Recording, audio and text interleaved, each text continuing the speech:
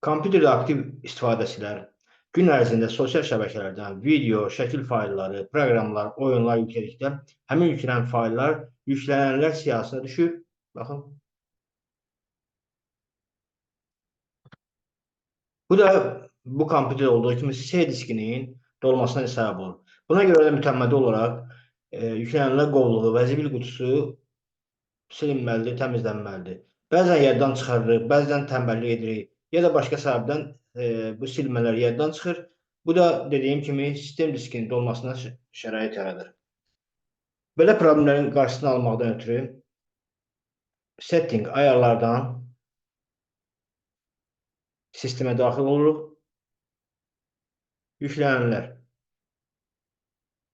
Bu arada biz giririk.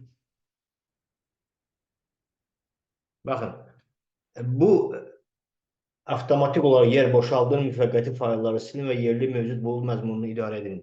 Bölməsi aktiv olmalıdır.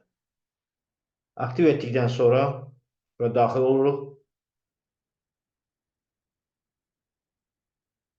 Yükləmələr qovluqları faylları silin.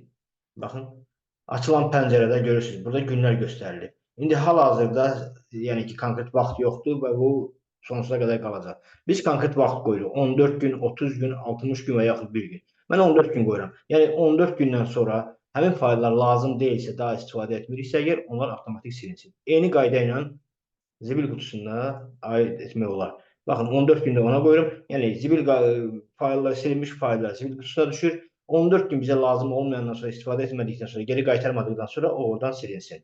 Beləliklə problemimizi biz həll etmiş oluruq.